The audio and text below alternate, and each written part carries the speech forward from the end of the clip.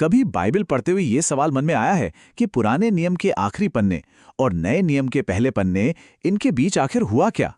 वहां पूरे 400 साल का एक गैप है जिसे लोग अक्सर शांत काल या सन्नाटे का दौर कहते हैं। देखिए, मलाकी की किताब खत्म होती है और फिर बूम, हम अचानक से एक बिल्कुल नई दुनिया में आ जाते हैं। यीशु की दुनिया में, जहां रोम का शासन है, फरीसी हैं, सदुकी हैं। ये सब आया कहां से? उन 400 सालों का राज क्या है? चलिए आज इस रहस्य से पर्दा उठाते हैं। जरा इस बदलाव को देखिए, कितना बड़ा फर्क है। एक तरफ मलाकी के जमाने में फारसी साम्राज्य, तो यीशु के समय रोमी हुकूमत। तब सिर्फ मंदिर में उपासना होती थी, अब सभाघर भी हर जगह थे। और ये फरीसी और सदुकी, अरे पुराने नियम में तो इनका नामो निशान तक नहीं। तो ये लोग आए कहां से?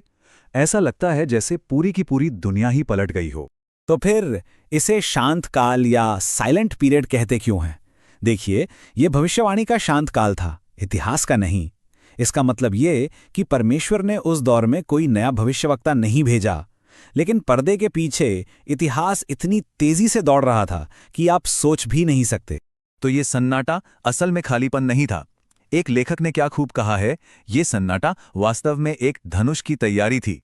जरा इस तस्वीर के बारे में सोचिए, जैसे कोई तीरंदाज निशाना लगाने से पहले कमान को पूरी ताकत से पीछे खींचता है। बस वैसे ही परमेश्वर इतिहास की कमान को पीछे खींच रहा था, एक बहुत बड़े मकसद के लिए।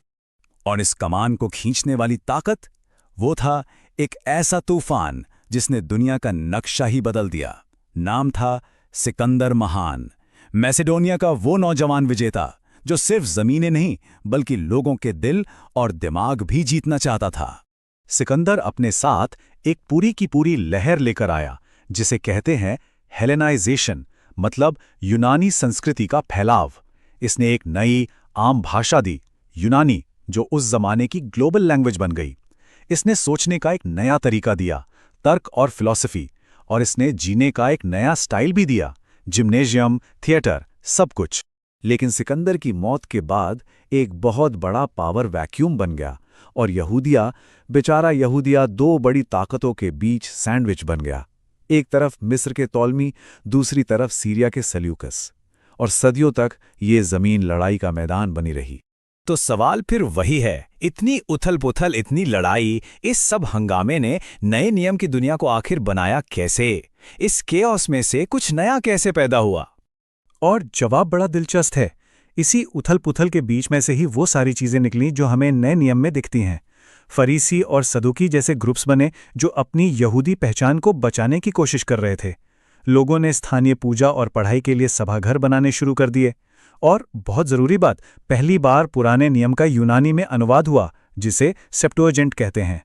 और इन सब मुश्किलों के बीच लोगों के मन में मसीहा का इंतजार और भी गहरा होता चला गया। तो आप देखिए कैसे सब कुछ एक साथ आ रहा था। एक आम भाषा थी, यानी यूनानी, जिससे सुसमाचार दूर दूर तक फैल सकता था। बड़े बड़े साम्राज्य थे जिनकी वजह से सड़कें बनी और सफ़र आसान हुआ। और सबसे बढ़कर लोगों के दिलों में एक गहरी आध्यात्मिक भूख थी, एक उद्धारकर्ता का इंतजार था। इसी को बाइबल में कहा गया है समय का पूरा होना। ये सारी तैयारी, भाषा, राजनीति, लोगों का इंतजार, ये सब कुछ बस उस एक पल के लिए था जिसका जिक्र पौलुस गलातियों की पत्री में करते हैं। जब समय पूरा हुआ तो परमेश्वर ने अपने पुत्र को भेजा। सोचिए, वो 400 साल का सन्नाटा इस एक लाइन के लिए जमीन तैयार कर रहा था। तो ये 400 साल का इतिहास कोई मामूली फुटनोट नहीं है, बल्कि बाइबल की कहानी का एक बहुत ही जरूरी हिस्सा है। अगर इस दिव्य तैयारी की पूरी दिलचस्प कहानी को और गहराई से समझना है तो पुराने और नए नियम के बीच का शांत काल किताब को जरूर एक्सप्लोर करें। यकीन मानिए, ये बाइबल को देखने का नजरिया हमेशा के लिए बदल सकता है।